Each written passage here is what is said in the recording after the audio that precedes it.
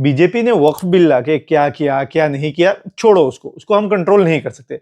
हम ये कर सकते हैं कि अपने आप से पूछे और अपने लीडर्स से पूछे। देखो, अराउंड 9 लाख एकड़ जमीन है वक्फ बोर्ड का, लेकिन उससे मुसलमानों का फायदा क्या हुआ? हमारे वक्फ बोर्ड की तरफ से कितने सेंट्रलाइज स्कूल है, कितने हॉस्पिटल्स है, कितने मेडिकल कॉलेजेस है, कितने यूनिवर्सिटीज है, कितने लॉ कॉलेजेस है, कितने कॉमर्स कॉलेजेस है। ये सब तो बहुत बड़ी बड़ी बातें हैं।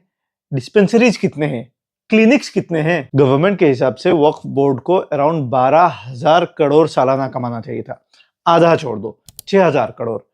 वक्फ बोर्ड साल में 156 करोड़ रेवेन्यू जनरेट करती है। तो ये एक्सपेक्टेड रेवेन्यू जाता किधर है? भाई मैं सपोर्ट किसको करूं और अपोज किसका करूं? वक्फ था कि मुसलमान बुजुर्गों को, लाचारों को, यतीमों को, बेबस लोगों को अपलिफ्ट करे। बट हमको लीडर्स ऐसे मिले हैं जिनमें ना रद्दी भर का स्ट्रेटेजी है, ना फारसाइटेडनेस है, ना कुछ कम्युनल यूनिटी है, एंड स्पेशली अकाउंटेबिलिटी तो है ही नहीं। भाई छोड़ो बीजेपी को, हम अपने लीडर से पूछते हैं कि पिछले 8 दिन से इतना रो रहे हैं कि इस बिल की वजह से हम लोग बर्बाद हो जाएंगे।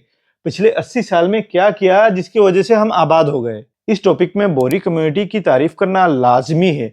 उनका जो सोशल यूनिटी है, उनका मुंबई का सेफी हॉस्पिटल ले लो, उनका जो बिजनेस लोन सिस्टम ले लो, उनके खाना वेस्ट ना करने के प्लान्स, उनका सेंसस सिस्टम, इतना सिस्टमेटिकली चलते हैं वो। उनसे हजारों इख्तिलाफ हो सकते हैं, लेकिन एज ए कम्युनिटी उनका जो विजन, उनका जो मिशन है, वो काबिले तारीफ नहीं, काबिले सैल्यूट है। वक्फ से तो इनका आधा भी नहीं बन पाया। पूरे इंडिया का तो छोड़ो, एक स्टेट में एक इस्लामिक बैंकिंग सिस्टम जिससे इंटरेस्ट फ्री लोन मिले, वो भी नहीं बना पाए हम लोग। ऑनेस्टली वक्फ का जो सिस्टम था, वो मुसलमानों के ओवरऑल तरक्की का एक बहुत बड़ा जरिया बन सकता था।